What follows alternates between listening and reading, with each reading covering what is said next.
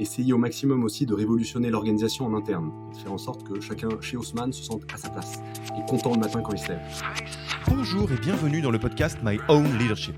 Je m'appelle Alexis Eve et un mardi sur deux, je vais à la rencontre des managers des startups les plus impressionnantes pour rentrer dans les coulisses de ce qui leur a permis de construire leur leadership. De leurs apprentissages à leurs secrets de management, dans ce podcast, nous rentrons pragmatiquement dans les bonnes pratiques qui construisent jour après jour un leadership personnel qui tire toute une entreprise vers le haut. Haussmann, concrètement, Haussmann est une startup qui a pour mission de révolutionner ce que font les agences immobilières. Et si vous avez envie d'avoir les idées claires sur ce qu'il se passe chez vous du côté du facteur humain, nous avons pensé à vous et avons construit un test qui vous permet de savoir quels sont les enjeux humains qui devraient attirer votre attention, et également ceux sur lesquels vous surperformez déjà. Vous pouvez passer ce test en 10 minutes en allant sur www.yaniro.co/test. Le lien est disponible dans la description de l'épisode. Pour l'heure, je vous laisse avec l'invité d'aujourd'hui et vous souhaite une bonne écoute. Bonjour Stanislas, comment vas-tu ? Très bien, bonjour Alexis, merci de ton invitation, je suis ravi de parler un peu leadership avec toi. Eh ben écoute, merci d'avoir accepté notre invitation sur le podcast My Own Leadership de Yaniro. Là, on enregistre à distance, comme le veut la période. Tu es où d'ailleurs ? Tu es au bureau, tu es chez toi, tu es dans quel lieu ? Alors je suis resté à Paris parce que on avait de toutes les façons des contraintes familiales qui font qu'on a des enfants et qui vont à l'école, et d'autre part ça permet quand même de rester au plus proche des équipes qui, pour une partie, puisqu'on a des commerciaux, doivent rester à Paris pour continuer le business malgré les situations de confinement. Ouais, vous faites partie des entreprises qui a une partie de l'activité qui doit se faire entre guillemets comme en temps normal, quel que soit Alpha, quoi. Complètement. Ok, bon, on en profite pour passer un petit coucou à toutes les personnes qui bossent en ce moment-là. On vous souhaite du courage parce qu'on sait que c'est un petit peu difficile, donc, et ainsi qu'à toutes les personnes qui se retrouvent à travailler en situation normale dans cette période un peu particulière. Je viens de dire on va parler de Haussmann dont tu es cofondateur, je vais peut-être te laisser présenter Haussmann parce que comme le veut l'adage, tu le présenteras beaucoup mieux que moi. Ça, je sais pas, mais en tout cas, je vais essayer. Concrètement, Haussmann est une startup qui a pour mission de révolutionner ce que font les agences immobilières.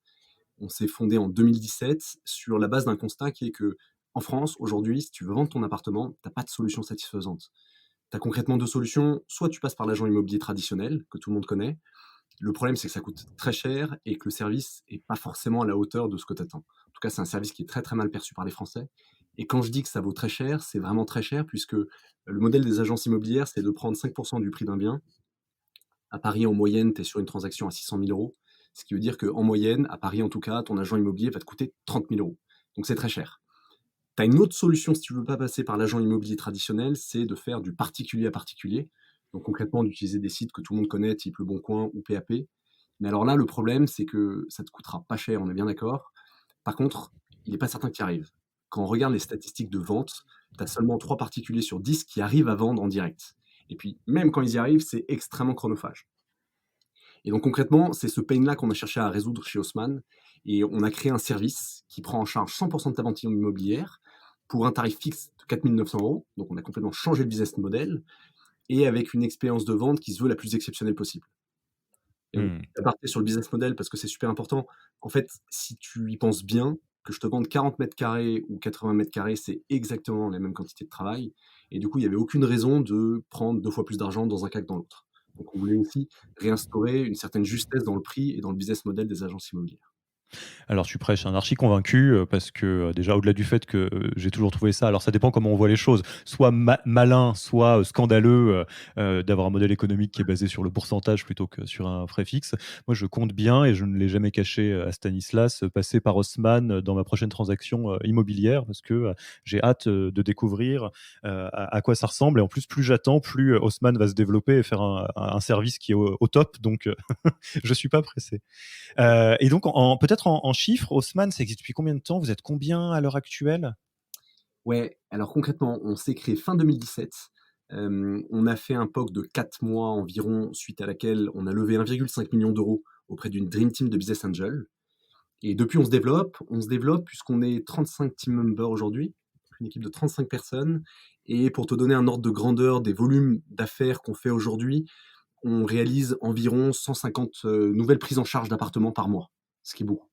Ouais, ouais, mais de toute façon, quand on regarde un peu les chiffres, 2018, c'était il y a pas si longtemps et passer à 35, ça veut déjà dire qu'il se passe, vraiment pas mal de choses. Alors j'aurais beaucoup aimé faire un épisode spécial Haussmann parce que déjà, ce genre de business qui vient un peu, mettre des coups de pied dans la fourmilière, de business établi, je trouve ça toujours très fascinant. Mais si tu le veux, aujourd'hui, l'idée de cet épisode, ça va être de se pencher un petit peu sur toi. J'espère que tu ne seras pas pudique parce qu'on va parler que de toi pendant une petite trentaine de minutes et de se pencher un peu sur les clés de ton leadership au sein de Haussmann et notamment l'évolution de ce leadership au regard de l'évolution de l'entreprise. Ça te va? On est parti? Très bien, je vais essayer de pas être trop pudique. Alors, l'angle, un peu, on a échangé, et disclaimer, on se connaît un petit peu en dehors de ce podcast, Stanislas et moi.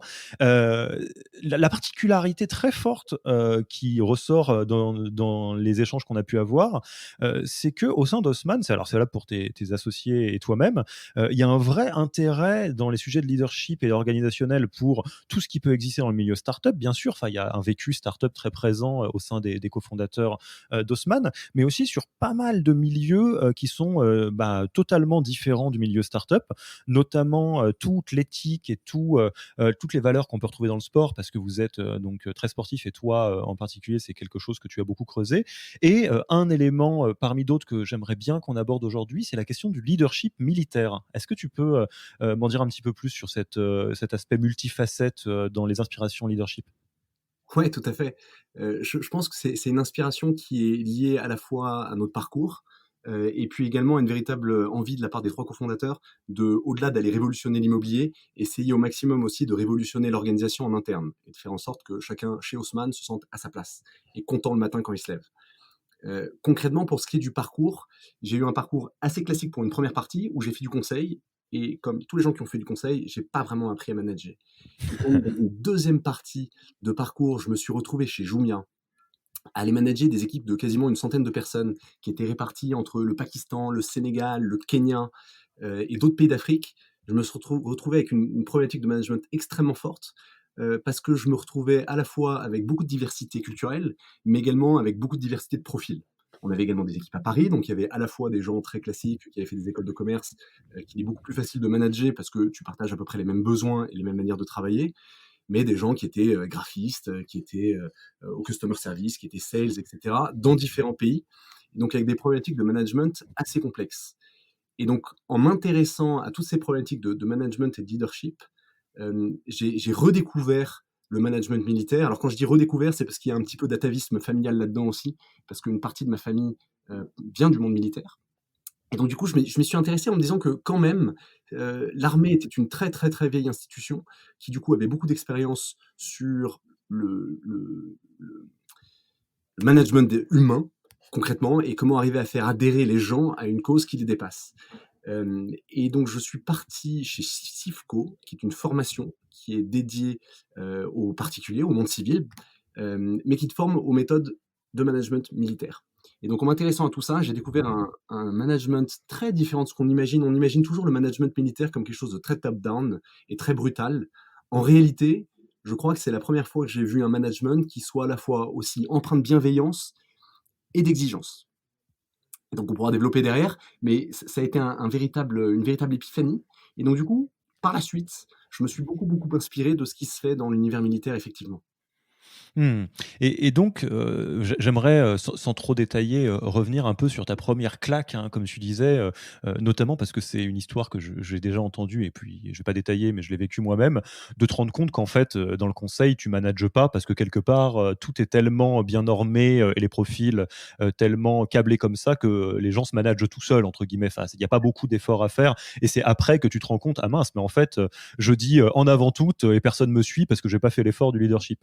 Quand tu étais donc dans ta deuxième expérience chez Jumia, quand tu dis que tu t'es pris une claque, qu'est-ce qui s'est passé concrètement et ça a été quoi ta réponse pour réorganiser? Alors j'ai bien compris que tu t'es réintéressé justement à des choses que tu connais bien dans ta famille sur le management militaire, mais très concrètement, comment tu as changé de braquet pour arriver à manager ces équipes de 100 personnes hyper différentes? C'est quoi la clé pour craquer ce mode-là, quoi? Je crois que la clé, ça a été avant tout de changer son mode de fonctionnement Et plutôt que de se dire ce qu'on fait un peu en conseil, tout le monde fonctionne comme moi et concrètement ce que je pense, les autres le pensent, c'est de réaliser à quel point il y a une diversité absolue et que si jamais tu veux être un bon leader, tu as intérêt à comprendre tes gars pour les amener à adhérer à la vision que tu as. Donc je pense que c'était la véritable clé.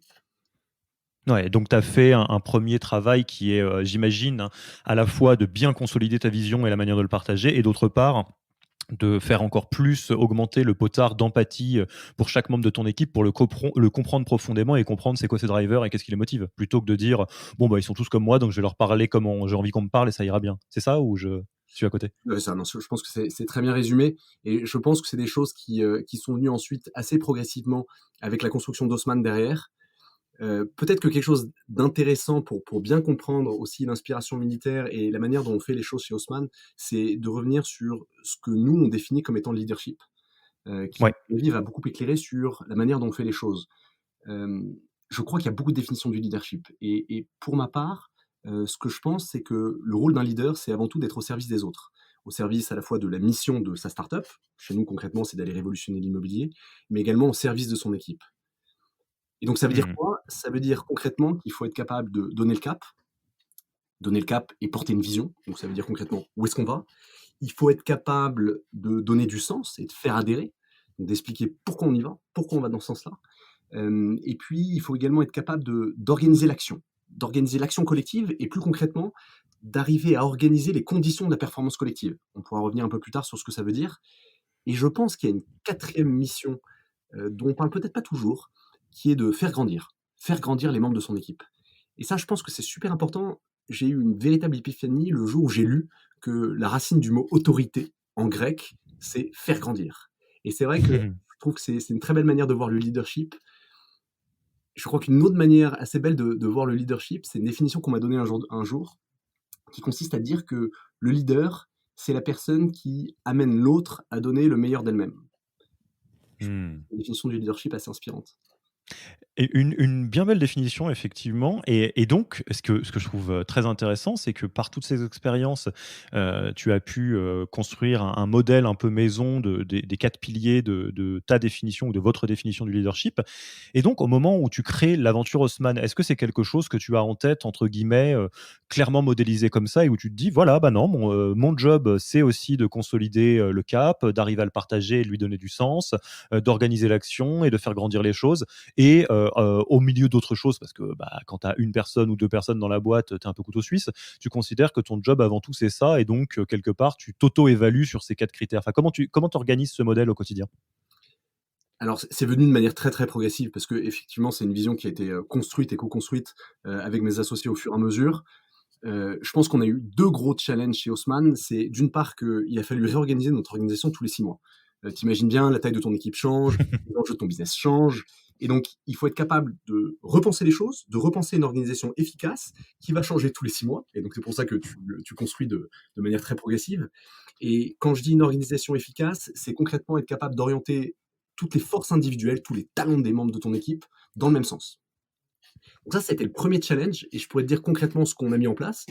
Et puis le 2e challenge qui nous a amené à construire progressivement cette vision du leadership, c'est face à cette réorganisation permanente, comment toi tu te positionnes? Et ça, c'est un véritable challenge auquel je m'attendais pas du tout, c'est d'être capable de trouver sa place et de te dire, toi, en tant que cofondateur, où est la juste place? Quel est le juste milieu que tu dois avoir entre la partie vision et organisationnelle et la partie exécution? Quel est le bon niveau de délégation? Et cetera, qui sont des problématiques probablement très classiques pour tout cofondateur, mais auxquelles je m'attendais pas forcément. J'ai eu l'impression qu'on est passé, et c'est probablement la même histoire pour tous les entrepreneurs, mais d'une première étape où tu fais tout toi-même, tu conçois, tu exécutes, en passant ensuite par une étape où tu vas faire. Donc concrètement, tu es manager et tu es là pour faire avancer les choses.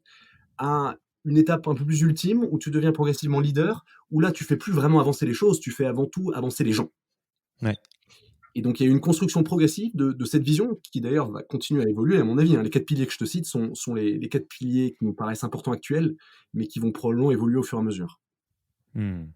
Alors moi, si tu le veux bien, effectivement, c'est le problème de ces épisodes quand ils sont passionnants, c'est qu'on aura la tentation d'aller, dans toutes les directions.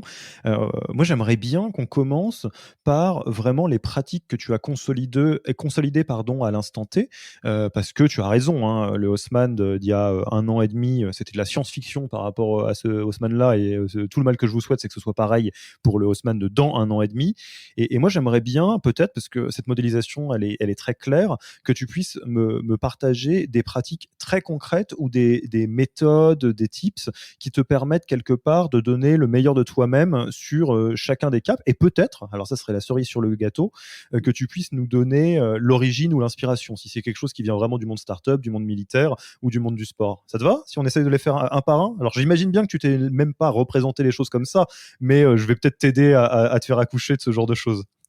On va essayer.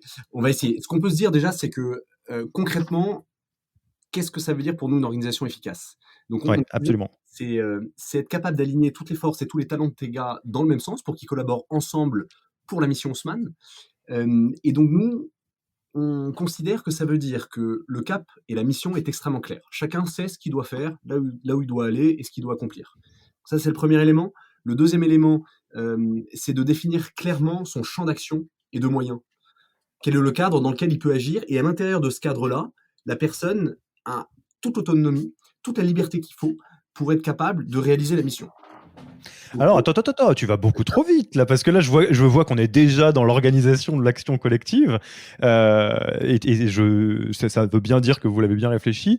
Mais tu vois, là même, la première partie, faire en sorte que le cap soit extrêmement clair et partagé.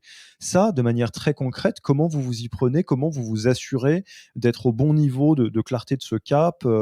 C'est quoi ta technique pour à la fois arriver à bien le formaliser et à bien le partager? ouais, Je pense qu'on peut faire chaque pilier comme ça, hein, si ça te va. c'est une excellente question. Je vais peut-être dire avant ça, là où on s'est Ouais. foiré, pour que tu comprennes bien comment on en est venu là. En fait, on s'est vraiment foiré le jour où on a commencé à déléguer des gros projets. Ça a été un échec total. Ça a été un échec total justement parce que le cap était pas clair. On n'avait pas très clairement défini avec les personnes qui étaient en charge de ce projet-là ce qu'il fallait faire.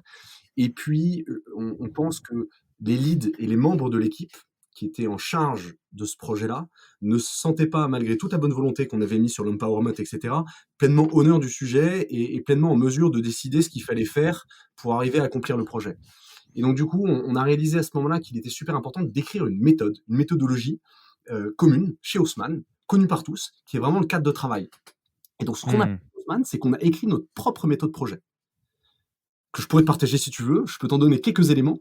Ouais, Euh, bien sûr, avec plaisir. je pense que les grands principes, avant de te dire très concrètement comment on fait, c'est que on cherche toujours à donner du sens. Donc, quoi qu'il arrive, si on file un projet à quelqu'un, on lui donne le sens, pourquoi il doit le faire. On lui donne, comme on se le disait, un cap clair. Et comment on donne ce cap clair? Eh ben, on utilise beaucoup les méthodes OKR, comme beaucoup d'autres startups. Objectif, Mmh. résultat. Et évidemment, on met un ETA de manière systématique pour être certain que non seulement tu as chargé la personne d'une mission particulière, mais tu lui as également dit avant quel moment ça doit être fait. Et on Mmh. définit, ça c'était le troisième point, le champ d'action et les moyens. Donc quels sont les moyens dont tu disposes? Quelle est l'équipe avec laquelle tu travailles? Quel est le budget si tu as un budget? Et qu'est-ce que tu peux faire à l'intérieur de ce cadre pour accomplir la mission? Derrière ça, autonomie totale de l'équipe qui est en charge du projet, avec une particularité, ou deux particularités peut-être. C'est d'une part qu'on nomme de manière systématique un lead qui est responsable et accountable pour l'accomplissement de la mission. Alors évidemment, il a la responsabilité d'aller chercher l'information et d'aller créer le consensus avec l'équipe avec laquelle il travaille. Ça, c'est super important. Mais on voulait éviter ce qu'on a souvent observé, qui est une espèce de dilution de la responsabilité au sein d'une équipe, qui empêche les projets d'accoucher parce que plus personne ne veut prendre de décision. Parce qu'il n'y a pas nécessairement de consensus qui se dégage, etc. Et donc ce lead a vraiment la charge, au-delà d'être le chef d'orchestre du projet et d'organiser, de faire en sorte de décider après avoir pris les avis des uns et des autres. Et les uns et les autres dont je parle, c'est le crew, donc on appelle ça un crew chez Haussmann, notre équipe qui va être en charge de ce projet-là, qui est très souvent une équipe pluridisciplinaire. C'est-à-dire qu'on va chercher à mettre les bons talents au bon endroit pour réaliser le bon projet. Donc ça nécessite de connaître son équipe et de bien comprendre qui est la bonne personne pour arriver à accomplir le projet. Euh, et quand je dis pluridisciplinaire, c'est-à-dire qu'on ne va pas hésiter, par exemple, sur une mission qui serait purement opérationnelle, du style va améliorer tel taux de conversion, à mettre dans l'équipe qui va travailler sur ce projet-là, un sales, un type qui bosse au marketing, un membre de l'équipe dev, etc., etc., parce qu'on considère que cette équipe pluridisciplinaire va permettre de prendre les bonnes décisions. Et que le fait qu'il y a dans l'équipe des talents très différents, des caractères différents, des compétences différentes, va créer une friction sur les idées. Et cette friction, si elle est correctement orientée, va permettre de prendre les meilleures décisions et d'avoir les meilleures idées. Donc ça, Mmh. c'est vraiment notre méthode projet, qui s'inspire également, comme tu le disais, du monde militaire. Ce qu'on fait de manière systématique à chaque fois qu'on lance un projet, c'est qu'on crée cette fiche mission qui va décrire tout ce que je viens de te dire, mais qui va le décrire de manière très normée, en utilisant une méthodologie militaire de brief, et c'est une méthodologie qu'utilisent les officiers de l'armée française.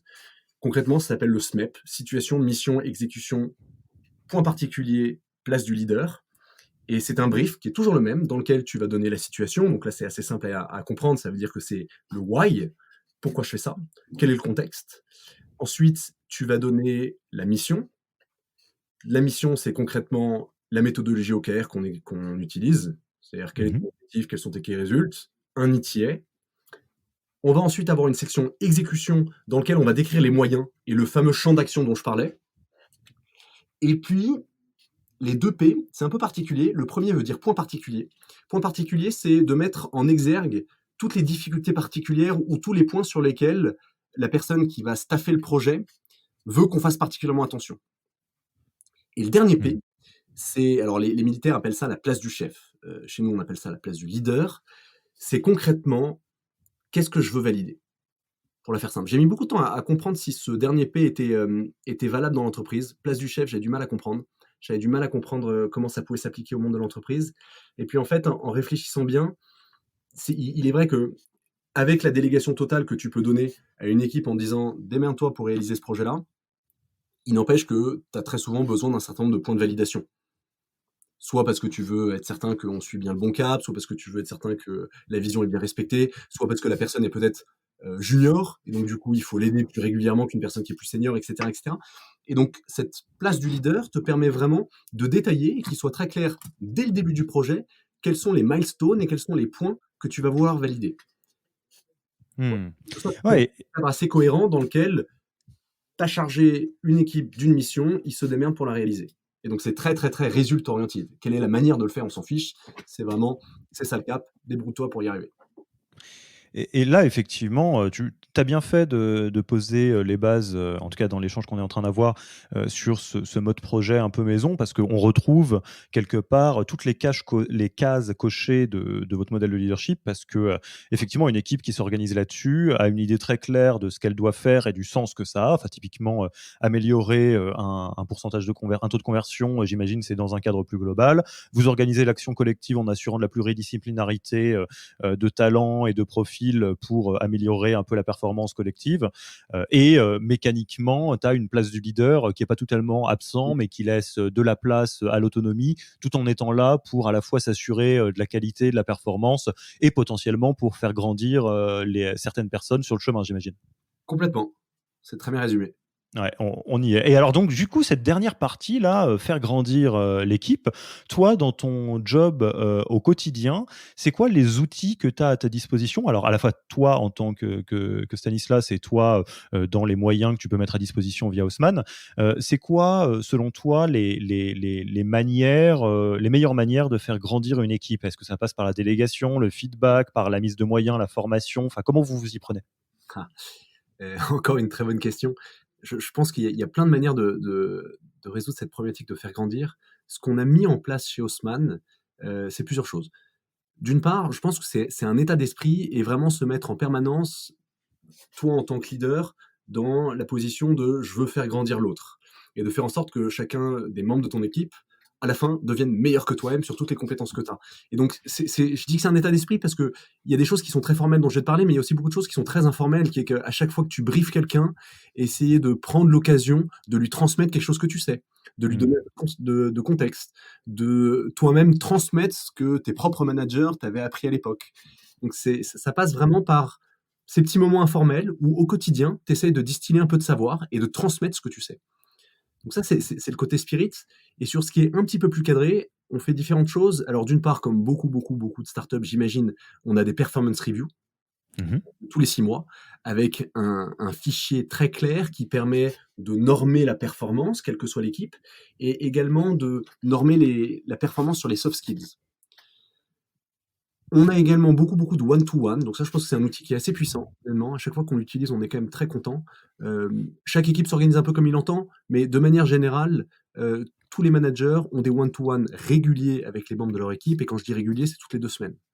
Et donc, ce one-to-one est un moment, alors, relativement informel. Il est certes booké dans le calendrier, mais on suit pas un frame particulier, contrairement aux performance review. C'est plus un moment où tu vas faire un feedback, aux membres de ton équipe, en lui disant à la fois ce qui est positif, pour le dire, mais en lui disant également quels sont les points d'amélioration et comment il peut s'améliorer. Et donc tu essaies de te mettre dans une position de coaching où, non seulement tu lui amènes toi-même des éléments d'amélioration, parce que tu l'as vu avec le recul que tu as, mais tu as aussi beaucoup de choses où tu demandes tout simplement à la personne: «Qu'est-ce que tu penses pouvoir faire pour t'améliorer? Qu'est-ce que tu penses être tes points d'amélioration?» Et le fait de faire un suivi comme ça régulier toutes les 2 semaines, permet vraiment à la personne de grandir. Mmh. Donc ouais, donc vraiment et je retiens ce que tu dis et je le souligne pour celles et ceux qui nous écoutent parce que c'est important. Hem, sur ces sujets-là et bien souvent dans le leadership, c'est pas rocket science, il y a pas des silver bullets ou des choses qui sont des choses qui changent énormément la donne.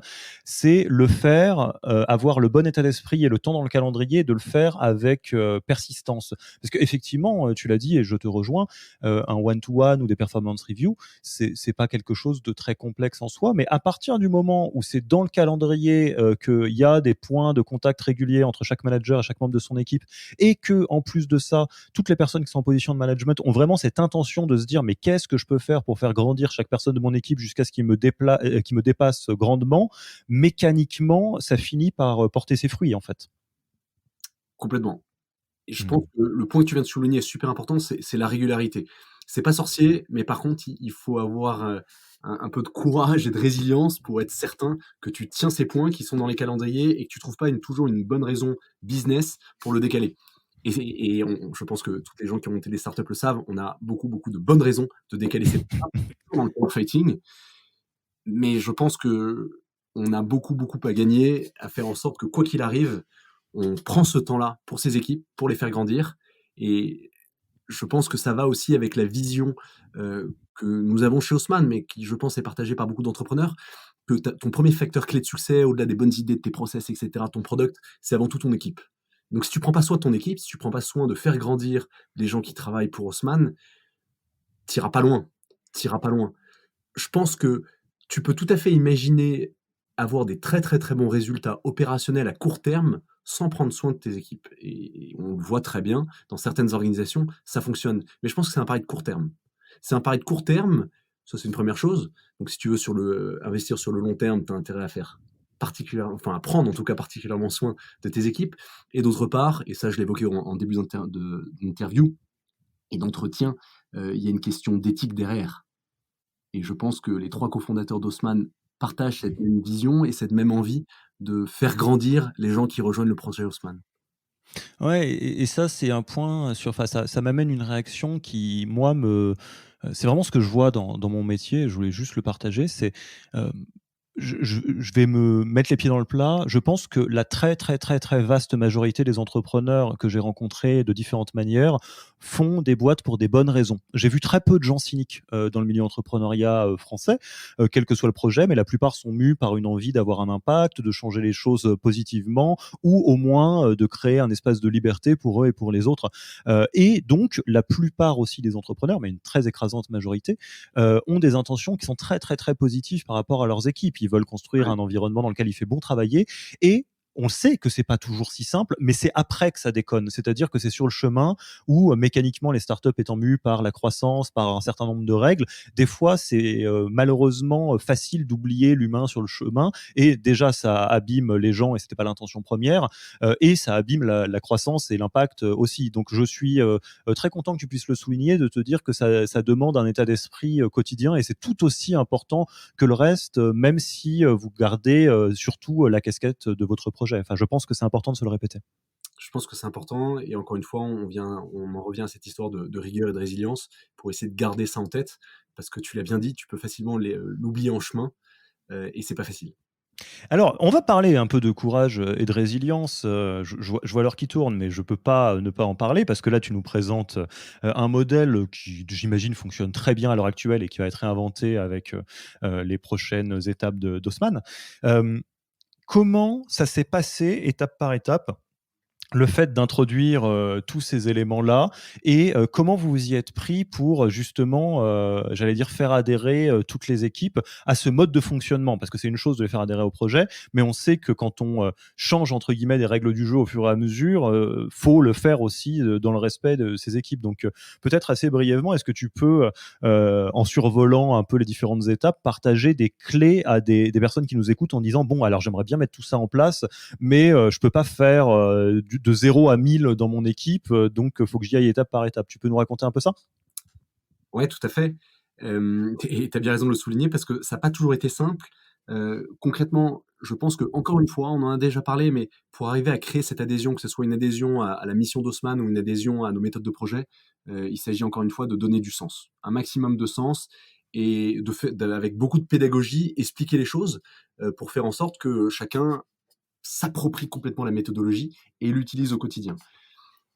Il y a autre chose qu'on a mis en place au fur et à mesure, c'est que, on a essayé de co-construire les solutions au maximum et ça, je pense que Mmh. c'est un facteur d'adhésion très fort. Il y avait évidemment la vision qu'on avait à l'origine et puis il faut bien lancer le projet. Donc dans un temps 1, tu fais les choses tout seul, tu les réalises rapidement parce que tu as pas forcément le le temps d'attendre et d'itérer 15 000 fois, mais tu acceptes derrière que ta méthodologie est probablement pas parfaite, que tu vas la tester et tu fais en sorte d'observer les résultats et d'avoir l'humilité de te dire: «OK, ça fonctionne pas parfaitement, je vais améliorer les choses» et donc régulièrement, on demande à nos team members de nous faire des rétex, donc encore une fois une terminologie militaire, qui veut dire un retour d'expérience sur typiquement, par exemple, les sujets de méthode de travail et essayer de comprendre ce qui fonctionne et ce qui fonctionne pas et de co-construire les améliorations ensemble et ça, je pense que ça a été un facteur d'adhésion assez fort. Ouais, donc si je me mets un peu, in situ, j'imagine que ça passe et on retombe sur vos 4 piliers par, avouer ou en tout cas, mettre les pieds dans le plat vis-à-vis de vos équipes en disant: «Bon, on est d'accord que la méthode actuelle de fonctionnement sur tel ou tel sujet ne marche pas ou est obsolète ou en fait il y avait rien et il faut qu'on s'organise» et arriver à co-construire, la manière de travailler, avec les principaux intéressés, tout en introduisant, bah, typiquement des choses qui viennent de l'extérieur et c'est votre job, hein, en tant que dirigeant, d'avoir justement cette fenêtre vers l'extérieur. Donc c'est comme ça que vous y êtes pris, quoi. Et donc mécaniquement, ça donne du sens. Ouais, complètement. Complètement et je rajouterai un dernier point, c'est que, c'est l'efficacité de la méthode, en fait. Si ça marche pas, t'arrêtes et de toute façon, personne ne va y adhérer parce que tout le monde va essayer. C'est ce qu'on demande beaucoup aux équipes. On leur demande: «Vous y croyez peut-être pas au début, faites en sorte au moins de tester». On teste ensemble. Si ça fonctionne pas, on arrête ou alors on itère et on change les choses pour l'améliorer. Si ça fonctionne, bah, vous verrez qu'on avait raison de le mettre en place. Hem et concrètement, cette méthodologie a dû être améliorée au fur et à mesure, mais elle fonctionnait bien et plus elle fonctionnait, plus les gens avaient envie d'y adhérer. D'ailleurs, au début, on l'a lancé sur des équipes sur lesquelles c'était le plus pertinent. Donc des équipes qui sont vraiment très orientées build et très gestion de projet, type les opérations, ou le gros chez nous, parce qu'il y a une grosse partie de build et de construction du futur dans nos équipes grosses chez Haussmann. Et au fur et à mesure, la méthodologie, parce qu'elle fonctionnait bien sur des équipes build, on l'a étendue sur des équipes qui font un peu plus de run et un peu moins de build. Mmh. Donc il y a Ouais. aussi cette adhésion qui a été créée parce que ça fonctionnait et parce que ça responsabilise et parce que les gens sont au fur et à mesure heureux de travailler avec cette méthodologie-là, parce que c'est vraiment une méthodologie qui va te responsabiliser énormément, qui va te laisser un très grand champ d'action et je crois que l'immense majorité des gens qui rejoignent des projets comme Haussmann ont envie de responsabilité et d'autonomie. Et alors juste par curiosité, est-ce que les nouveaux outils méthodologiques, les nouvelles méthodologies, quand elles sont implémentées chez Haussmann, elles ont, une durée de vie limitée ou elles sont en CDD? Au sens où on dit: «On lance les OKR, on en reparle dans 3 mois et dans 3 mois, c'est go, no go, recycle». Enfin, vous poussez, l'organisation jusqu'à ce point-là ou pas? Non, non. Pour être très honnête, non. On le fait sur le business, mais sur les méthodes de travail, on n'a pas poussé le vice jusqu'à mettre un ITS, spécifique. On se pose la question de est-ce que ça fonctionne ou pas. Par contre, ce qu'on essaie de faire avec plus ou moins de succès, mais c'est vraiment de créer ce climat de confiance avec l'équipe pour qu'ils nous disent les choses. Mmh. C'est pas facile, je dis pas qu'on y arrive toujours parfaitement, loin de là, comme sur nos méthodes de travail, hein, elles sont loin d'être parfaites, et c'est pour ça qu'elles ont besoin d'être améliorées au fur et à mesure. Mais on essaye de créer cette ambiance, cette culture du risque et cette culture de la vérité où les gens n'hésitent pas à nous dire les choses telles qu'elles sont. Alors, sur la culture du risque, on peut y revenir d'ailleurs, parce que c'est un des éléments de l'organisation efficace qu'on essaie de mettre en place, c'est de faire en sorte que tout le monde sache qu'ils ont le droit de se planter. Et Mmh. chez Haussmann, c'est de ne pas agir. Mais tant que tu agis, que tu te plantes ou pas, c'est pas grave, à partir du moment où tu en prends bien les learnings. Et l'autre truc qu'on essaye de mettre en place, c'est de créer ce même climat de confiance, cette fois-ci pas sur le côté je me plante pas, mais sur le côté dis les choses. Dis concrètement les choses. Si ces méthodes de management ne te conviennent pas, dis-le nous. Si la vision actuelle d'Haussmann ne te convient pas pour telle ou telle raison, dis-le nous. Et je pense que par ces échanges permanents, on construit beaucoup, beaucoup, beaucoup de valeur. Parce que l'équipe se sent à l'aise à nous dire les choses qui ne fonctionnent pas, quand ils nous disent des choses qui ne fonctionnent pas, de deux choses l'une. Soit on a une bonne argumentation et on arrive à convaincre la personne que, regarde, c'est la bonne direction qu'on prend pour telle et telle raison, et donc tout va bien, et la personne est convaincue, et au moins elle a été ravie d'être écoutée, d'avoir cette possibilité de dire ce qui n'allait pas. Soit, au contraire, la personne a un super point, vous n'y avez pas pensé. Et donc ça ne fait que enrichir les choses, parce que du coup, vous allez corriger le tir et améliorer la décision finale. Mmh. Et là, on retombe typiquement sur des outils très simples comme les one-to-one qui permettent de t'assurer que tu as la température tout le temps et après, charge aux différents managers de construire une relation d'excellente confiance avec tous les membres de leurs équipes. Complètement. La boucle est bouclée là-dessus. Tu parlais tout à l'heure de KPI et de comment arriver à mesurer l'efficacité d'une organisation. Je ne sais pas si j'ai de bonnes réponses à ça, et je vais te faire une réponse de Normand, mais chez nous, on considère que on prend la bonne direction d'un point de vue du leadership et de l'organisation à partir du moment où les KPI business d'Haussmann fonctionnent. Si concrètement nos North Star metrics sont au vert et que le moral de l'équipe est également au vert, alors on considère que a priori, on prend la bonne direction d'un point de vue du management et du leadership. Et vous mesurez les deux? Vous mesurez le NPS interne ou le moral, le baromètre de l'ambiance ou pas? Alors, pas de manière chiffrée, on aimerait bien. Pourquoi pas mettre en place un jour un NPS? Ouais, il y a plein de choses hein, qui existent qui sont super. Et je sais, ouais, je sais. On n'a pas eu encore le temps de mettre ce genre de projet en place. Comme tu le sais, toujours beaucoup de choses à faire. Toujours. Par contre, on essaye vraiment, via les one-to-one, de prendre la météo Haussmann, d'essayer de comprendre. Et on s'aperçoit très bien qu'il y a des cycles dans les vies d'une entreprise. Il y a des moments où globalement, tout le monde voit les choses de manière plutôt positive, des moments où, au contraire, c'est un peu plus difficile. Et donc, au-delà des KPI purement business, l'autre indicateur de la santé d'Haussmann, c'est cette météo Haussmann. Est-ce que ça fonctionne ou pas? Donc, pas de KPI précis là-dessus. Par contre, beaucoup de one-to-one qui te permettent de capter est-ce que ça se passe bien ou non. Et d'ailleurs, peut-être un petit tips là-dessus, ça marche assez bien en général d'avoir quelques personnes qui sont des personnes qui naturellement ont cette sensibilité de savoir si les autres vont bien ou pas, avec qui tu parles régulièrement. Il ne s'agit pas de faire de la délation ni quoi que ce soit, parce qu'il n'y a pas de noms qui sont donnés, mais cette personne-là va t'indiquer le moral des troupes, concrètement. Va te dire si les gens vont bien ou pas bien. Ouais, tout à fait, ouais. Il y a des profils, de ce genre-là qui sont, alors tu peux les retrouver, suivant le canevas que tu utilises en termes de personnalité sous différentes appellations, on c'est les verts, hein, dans le disque, si on les reconnaît et c'est vrai que c'est, une force énorme de ce genre de profil que d'être capable de sentir très fortement, même en souterrain la météo entre guillemets des troupes comme tu dis et je reviens sur ce que tu disais et on va peut-être tranquillement atterrir à partir de ça. Moi j'aime beaucoup le bon sens paysan de ta réponse de Normand sur les questions d'organisation et de leadership en disant de toute façon tu peux faire toutes les vanity metrics, les KPI intermédiaires que tu veux. À la fin du fin, la question d'une bonne organisation du travail, d'un bon leadership et donc de tous ces éléments au beau fixe, ça se résume à deux éléments. Un, les North Star Metrics business, parce que quel que soit le projet que tu es, que ce soit un projet entre guillemets financier ou à impact, il y a une North Star Metric et tout est censé abonder dans ce sens-là. Et d'autre part, la météo globale de l'équipe, parce qu'on pourrait imaginer que si tu as la North Star Metric projet qui est au top et l'équipe dans le rouge, c'est que tu es en train de tomber dans le travers que tu décrivais au début, de presser tes équipes court terme pour du business et c'est une très mauvaise idée à la fois pour l'éthique et pour le projet au long terme. Et inversement, si tu as une équipe où tout le monde est au beau fixe, mais les KPI ou la North Star métrique du projet n'est pas au beau fixe, tu es en train de créer un bon salon de thé dans lequel il fait bon vivre, mais pas nécessairement soit une équipe de sport qui est censée gagner la coupe, soit des troupes qui sont censées organiser une opération ou une mission. On est bien d'accord. L'objectif, c'est pas de créer un BDE, loin de là. Tout à fait. Il faut arriver à trouver ce juste milieu, effectivement, entre l'efficacité et la bienveillance. Mais c'est pas antinomique. Les deux Oui, peuvent c'est les deux. Il faut les deux, absolument. les deux. On est bien d'accord. Bon, bah écoute, on va passer tranquillement à la fin de l'interview. Je te remercie, Stanislas. Déjà, peut-être question de base, où est-ce qu'on te retrouve? On a envie d'engager la discussion avec toi, de parler soit d'Haussmann, soit de leadership. C'est quoi le canal préférentiel pour toi? Oh, bah écoute, je crois que le plus simple, c'est LinkedIn. LinkedIn, donc avec la règle qui va bien avec LinkedIn, comme chacun sait, c'est ne vous impatientez pas si on répond pas dans les 5 minutes.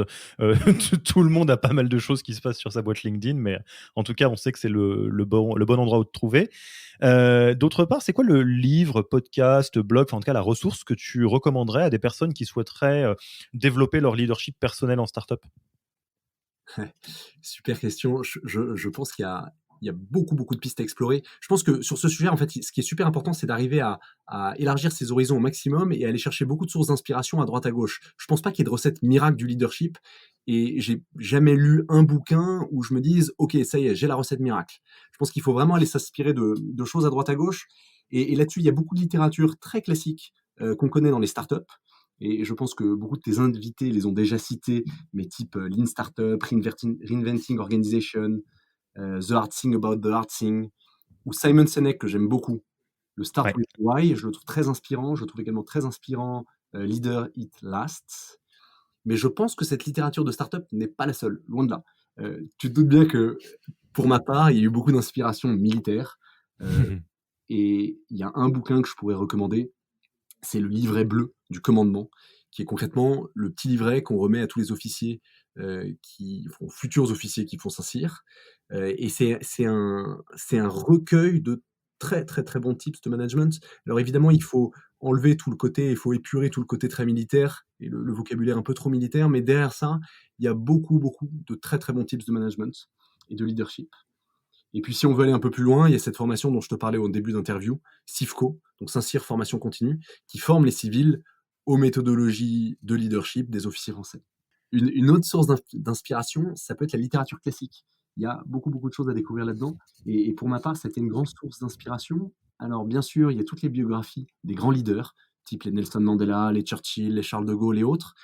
Mais dans les romans aussi, je trouve qu'on peut trouver de l'inspiration de leadership, et notamment chez Saint-Exupéry, dans des livres comme Vol de nuit ou Terre des hommes, ou dans Kessel, qui est une manière de décrire l'être humain de manière générale et des leaders, qui est très particulière, très fine, et qui, je trouve, peut être une grande source d'inspiration. D'accord, ouais, bah, c'est une bonne idée de rajouter ces éléments, de littérature classique, parce que, c'est vrai qu'on ça va vite de se laisser embarquer uniquement dans la littérature business et start-up. Ouais. Donc là, entre, les éléments, de littérature classique, les bouquins, start-up et quelques autres éléments, plus du leadership militaire, on devrait être pas mal. Et donc tu connais le format de ce podcast et on aime beaucoup partager, les personnes qu'on trouve le plus inspirantes et c'est pour ça qu'on enregistre ces discussions. Toi, ça serait qui la personne que tu trouves le plus inspirant et que tu aimerais, voir passer, derrière le micro du podcast Yaniro sous réserve qu'il ou elle ait le temps et soit d'accord, bien évidemment. Mais donc c'est qui le ou la leader qui, t'impressionne le plus? Alors, il y en a beaucoup, et je suis pas sûr de pouvoir t'aider en te donnant des noms dont je n'ai pas le contact et derrière que tu n'arriveras pas à faire venir directement sur ton podcast. Donc, On m'a déjà dit Elon Musk, hein, je suis sur le ouais. coup, mais ça prend du temps.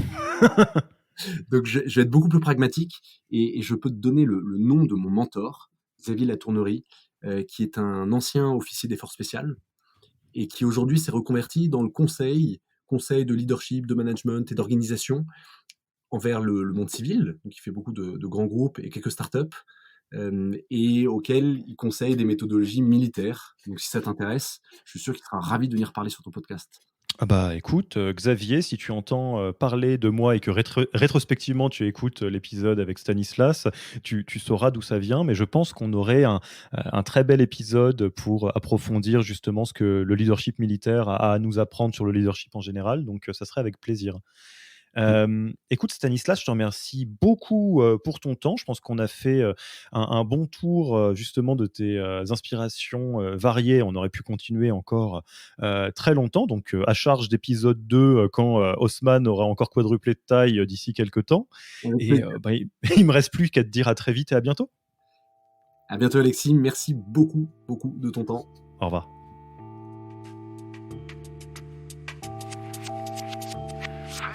Merci d'avoir écouté cet épisode. S'il vous a plu et que vous ne voulez rater aucun nouvel épisode, abonnez-vous à la newsletter en allant sur le site www.yaniro.co. Et à dans 2 semaines pour le prochain épisode.